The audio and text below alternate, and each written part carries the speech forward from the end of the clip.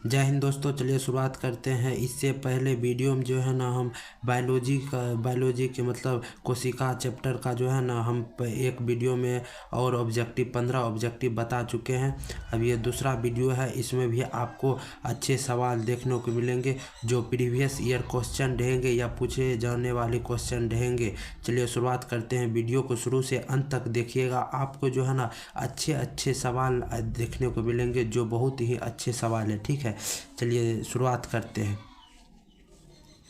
देखिए, आपका पहला सवाल है, निम्नलिखित में से कौन सबसे छोटी कोशिका है? इसका ऑप्शन हो जाएगा, इसका ऑप्शन ए हो जाएगा माइकोप्लाज्मा, यह सभी जानते होंगे। चलिए टिक आउट कर देते हैं। इसका सही उत्तर हो जाएगा ऑप्शन ए हो जाएगा माइकोप्लाज्मा। माइकोप्लाज्मा जो है ना पूरी दुनिया की जो है ना सबसे छोटी कोशिका है। क्या है? सबसे छोटी कोशिका है। ठीक है, आगे बढ़ते हैं। आगे आपका दूसरा नंबर का क्वेश्चन है, निम्नलिखित में से कौन सबसे बड़ी कोशिका, यानी पूरी दुनिया में जो है ना सबसे बड़ी कोशिका कौन है? तो इसका सही उत्तर हो जाएगा आपका ऑप्शन बी हो जाएगा शुतुरमुर्ग का अंडा जो है ना वह दुनिया में जो है ना सबसे बड़ी कोशिका है। शुतुरमुर्ग का अंडा जो है सबसे बड़ी कोशिका है। तो इसका सही उत्तर हो जाएगा ऑप्शन बी हो जाएगा। ठीक है, आगे चलते हैं। तीसरा नंबर क्वेश्चन देखिए, इसको देखिए, क्रेब्स साइकिल कोशिका के किस अंग में चलता है? यानी कोशिका जो है, देखिए इसको समझने का प्रयास कीजिएगा। ये मान लीजिए ये कोशिका है। ठीक है, ये बाहरी वाला किसको, ये बाहरी जो रहता है इसको क्या कहा जाता है? इसको कहा जाता है सेल मेम्ब्रेन यानी प्लाज्मा झिल्ली। ठीक है, इसके अंदर आपको माइटोकॉन्ड्रिया हो गया, न्यूक्लियस हो गया, सेंट्रोसोम हो गया, कई अंग होते हैं कोशिका के, कई होते हैं। ठीक है, गोल्जी बॉडी हो गया। उसी प्रकार से यहाँ क्रेब्स साइकिल कौन सा ऐसा अंग है इस सब में, ये चारों ऑप्शन में से जिसमें जो है ना क्रेब्स साइकिल चलता है? तो इसका सही उत्तर हो जाएगा आपका हो जाएगा ऑप्शन डी हो जाएगा माइटोकॉन्ड्रिया। माइटोकॉन्ड्रिया में जब ऑक्सीजन जब जाता है तो जाने के फलस्वरूप क्या होता है, उसमें जो है ना क्रेब्स साइकिल चलने लगता है, जिससे हमें ऊर्जा प्राप्त होता है। समझे? तो किसमें क्रेब्स साइकिल किसमें चलता है? माइटोकॉन्ड्रिया में चलता है। तो इसका सही उत्तर हो जाएगा ऑप्शन डी माइटोकॉन्ड्रिया। ठीक है, आगे बढ़ते हैं। देखिए, इसका जो है ना ऑप्शन और नीचे चल गया है, कोई दिक्कत नहीं। पहले क्वेश्चन पढ़ लेते हैं। क्वेश्चन क्या है? क्वेश्चन है, कितने एटीपी मिलकर एक ग्लूकोज का निर्माण करते हैं? ठीक है, कितना एटीपी? एटीपी का फुल फॉर्म क्या होता है? एडोसिन ट्राइफॉस्फेट होता है। ठीक है, तो इसका जो है ना कितने एटीपी मिलेंगे तो एक ग्लूकोज का निर्माण होगा? तो चलिए नीचे देखते हैं। ऑप्शन नीचे में इसका ऑप्शन जो है ना सटीक है। देखिए यहाँ मिल गया ऑप्शन नंबर जो है ना बी जो है ना इसका सटीक उत्तर हो जाएगा 38। जब 38 एटीपी जब मिलता है तो बराबर कितना होता है? एक ग्लूकोज का निर्माण होता है। ठीक है, 38 एटीपी मिलकर क्या होता है? एक ग्लूकोज का निर्माण होता है। ठीक है, ये सब इम्पोर्टेंट सवाल है, इसको ध्यान से अच्छी तरह से देखिएगा। ठीक है, अगला देखिए, अगला क्वेश्चन क्या कर रहा है? कह रहा है माइटोकॉन्ड्रिया की खोज किसने की थी? माइटोकॉन्ड्रिया की खोज किसने की थी? तो इसका सही उत्तर हो जाएगा ऑप्शन ए हो जाएगा अल्टमैन। अल्टमैन जो है ना वो माइटोकॉन्ड्रिया की खोज की थी। इस प्रकार के सवाल आप पूछे जाते हैं तो इसको सही से याद कर लीजिएगा। ठीक है, आगे चलते हैं। जहां अच्छा रहेगा सवाल उसको हम डिस्कशन भी कर देंगे, उसके लिए कोई दिक्कत नहीं है। ठीक है, आगे चलते। देखिए यह क्या कर रहा है? निम्नलिखित में से किसे प्रोटीन फैक्ट्री कहा जाता है? प्रोटीन फैक्ट्री मतलब इनमें से कौन जो है प्रोटीन बनाता है, तो जिस कारण उसको क्या कहा जाता है? प्रोटीन फैक्ट्री कहा जाता है। तो देखिए इसका सही उत्तर हो जाएगा ऑप्शन ए हो जाएगा। क्या हो जाएगा? Option A ribosome. राइबोसोम में क्या होता है? राइबोसोम जो है ना पहले जो राइबोसोम क्या करते हैं, यह जो है ना यह एमिनो एसिड बनाते हैं। क्या बनाते हैं? एमिनो एसिड बनाएंगे। तो 20 एमिनो एसिड जब पूरा हो जाएगा तब जाके एक प्रोटीन बनेगा। ठीक है, एक प्रोटीन। तो राइबोसोम क्या बनाते हैं? एमिनो एसिड, और एमिनो एसिड से क्या होता है? प्रोटीन का निर्माण होता है। तो इसीलिए कहा जाता है क्या? कि जो है ना प्रोटीन फैक्ट्री किसे कहते हैं, तो राइबोसोम। सही उत्तर हो जाएगा ऑप्शन ए हो जाएगा राइबोसोम। ठीक है, चलिए देखिए बहुत इंपॉर्टेंट सब सवाल है, इसी प्रकार के सवाल पूछे जाते हैं।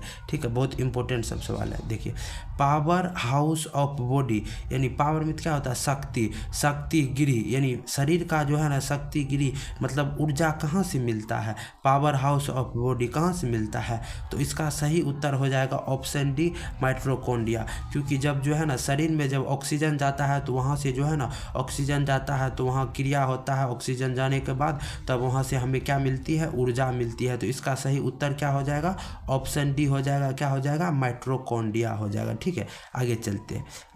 देखिए अगला सवाल क्या कह रहा है, अगला सवाल कह रहा है बिना कोशिका भित्ति वाले कोशिका में क्या नहीं पाया जाता है। देखिए ये कोशिका हो गया, ठीक है, ये क्या हो गया, ये बाहरी भाग हम क्या बताए, यह हो गया, क्या हो गया, इसको कहा जाता है सेल मेम्ब्रेन यानी प्लाज्मा झिल्ली कहा जाता है। अब पेड़ पौधा में क्या होता है, एगो और बाहरी बला रहता है जो इसको कवर देता है, सेल के अंदर में जो भी रहते हैं, जैसे माइटोकॉन्ड्रिया हो गया, सेंट्रोसोम हो गया, वैक्यूल्स हो गया, रसधानी हो गया, इस प्रकार से बहुत चीज़ रहते हैं। तो जो है ना देखिए पेड़ पौधा में डबल लेयर सुरक्षा रहता है, एक कोशिका भित्ति रहता है और एगो जो है ना सेल मेम्ब्रेन दूगो रहता है। तो यहाँ कह रहा है बिना कोशिका भित्ति, जिसमें कोशिका भित्ति नहीं रहता है तो इसमें कौन है, उसमें जो है ना क्लोरोफिल जो है ना इसमें कोशिका भित्ति रहता है।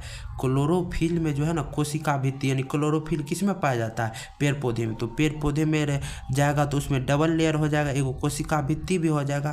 तो समझे कोशिका भित्ति उसमें होता है जिसमें क्लोरोफिल रहेगा। तो इसीलिए इसका सही उत्तर क्या हो जाएगा, ऑप्शन ए हो जाएगा क्लोरोफिल। ठीक है, उसमें कोशिका भित्ति रहता है, तो यहाँ कह रहा है बिना कोशिका भित्ति, तो ऑप्शन ए हो जाएगा क्लोरोफिल। ठीक है, आगे चलते। इस सब सवाल पूछे गए हैं। आप प्रीवियस ईयर जब कहीं भी कोई भी सेट लगाइएगा तो उसमें आपको इस प्रकार के सवाल देखने को मिलेंगे। तो बोले कि मतलब जो है ना इसको देखते रहिएगा शुरू से अंत तक, आपको जो है ना इम्पोर्टेंट सवाल है, आप पढ़े हैं तो एक बार सेट लगाइए, देखिए हम कितना हमारा सही हो रहा है, किस प्रकार के सवाल है। ठीक है, इसको देखिए, इसका भी ऑप्शन नीचे चल गया, कोई बात नहीं, इसको पढ़ते हैं। देखिए क्या कर रहा है, कोशिका में कंकाल की तरह कौन काम करता है, यानी कोशिका जो है ना इसको भी तो कुछ सहारा चाहिए, कुछ खड़ा रहेगा, नहीं तो जो है ना कोशिका सब पचक जाएगा। तो कोई तो होगा जो कंकाल, यानी कंकाल में क्या होता है, हड्डी, कोई तो रहेगा जो इसको सहारा करेगा। तो कौन सहारा करता है, इसका ऑप्शन नीचे दिया गया है, देखते हैं। चलिए देखते हैं। देखिए ऑप्शन 4 को दिया हुआ है, तो कौन इसको सहारा देता है कंकाल की तरह, इसका सही उत्तर हो जाएगा ऑप्शन बी हो जाएगा ER। ER का फुल फॉर्म क्या होता है, इंडोप्लाज्मिक रेटिकुलम। क्या होता है, इंडोप्लाज्मिक रेटिकुलम, हिंदी में कहा जाता है अंधत प्रदत्त जालिका। ठीक है, इसको कहा जाता है, इंग्लिश में कहा जाता है इंडोप्लाज्मिक रेटिकुलम। ठीक है, चलिए आगे बढ़ते हैं। अगला सवाल आप देखिएगा।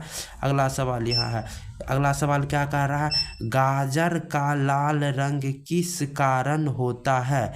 ठीक है, गाजर में जो है लाल रंग किस कारण होता है। देखिए गाजर का इंग्लिश क्या होता है, कैरेट हो गया, CARROT हो जाता है। ठीक है, कैरेट हो गया। देखिए तो इसमें जो है ना ये किस चीज़ के होता है, तो कैरोटीन कारण, क्या होता है, कैरोटीन कारण। और चुकंदर का जो है ना लाल रंग किसके कारण होता है, बीटानोन के कारण। ठीक है, इस सब प्रकार के सवाल पूछे जाते हैं कि गाजर का लाल रंग किस कारण होता है, किसके कारण होता है, कैरोटीन कारण, और बीटानोन के कारण चुकंदर का लाल रंग होता है। ठीक है, ये दोनों भी बता दे। ठीक है, बता देते हैं। देखिए जेंथोफाइलम जितने भी रहते हैं ना, जो फल जो है ना जो पीला रंग का रहता है फल, वो किस कारण होता है, तो फाइलम की तरह। ठीक है, ये जब रहता है तो उसी के कारण होता है। ठीक है, थोड़ा यहाँ मिसप्रिंट हो गया, कोई दिक्कत नहीं। लिकोपेज जो है ना, जो मिर्च हो गया, टमाटर, उस सब का जो भी रंग रहता है लाल रहता है, किसके कारण होता है, लिकोपेज के कारण। ठीक है, यहाँ होगा लाइकोपेज होगा, यहाँ थोड़ा गड़बड़ हो गया, लाइकोपेज होगा, थोड़ा मिस प्रिंट हो जाता है, ठीक है। अब यहाँ पर देखिएगा सिर्फ आपका कौन सही हो जाएगा, ऑप्शन ए सही हो जाएगा, कैरोटीन। गाजर का लाल रंग किस कारण होता है, कैरोटीन के कारण, ठीक है। आगे बढ़ते हैं, थोड़ा दिक्कत हो जाता है टाइपिंग में, चलिए उसको सही करने का प्रयास करेंगे, ठीक है। देखिए राइबोसोम कितने प्रकार के होते हैं, राइबोसोम कितने प्रकार के होते हैं जो प्रोटीन का निर्माण करते हैं, यह आपका 2 प्रकार का होते हैं, ऑप्शन ए सही हो जाएगा। एक होता है 70S और 80S राइबोसोम, इस प्रकार के आप पढ़े होंगे, ठीक है, पढ़े होंगे, यहाँ से टिक आउट कर लीजिएगा, ऑप्शन ए हो जाएगा सही। कितने प्रकार के राइबोसोम होते हैं, 2 प्रकार के होते हैं, ठीक है। ये सब पढ़े होंगे तो ये सब सवाल रहता है, इसको देखिएगा, ठीक है। आगे देखिए, लाइसोसोम की खोज किसने की थी, लाइसोसोम की खोज किसने की थी, लाइसोसोम की खोज किसने की थी, डी डुबे। लाइसोसोम क्या करता है, वह जो है ना लाइसोसोम जो है ना अपघटन का काम करता है। मान के चलिए कहीं हाथ उथ में चोट लग जाता है तो क्या होता है, वहाँ काला हो जाता है, तो उसको काला धीरे धीरे दाग तो छुटिए जाता है, तो क्या करता है लाइसोसोम क्या करता है, एसिड इसके पास रहता है, यानी जल अपघटक एंजाइम रहता है, जो है ना छिड़क के उसको साफ कर देता है, ठीक है। लाइसोसोम का यही काम हुआ और इसका खोज किसने किया था, डी डुबे। ये सब क्वेश्चन पूछा जाता है, इसको सही से देखिएगा, ठीक है। आगे चलते हैं, अगला सवाल क्या कह रहा है, निम्नलिखित में से किस में लाइसोसोम नहीं पाया जाता है, किस में लाइसोसोम नहीं पाया जाता है, तो इस सॉरी रुकिए एक मिनट था, किस में लाइसोसोम नहीं पाया जाता है, तो देखिए लाइसोसोम किस में नहीं पाया जाता है, तो ऑप्शन ए हो जाएगा आपका सही उत्तर, खून में लाइसोसोम नहीं पाया जाता है, ठीक है।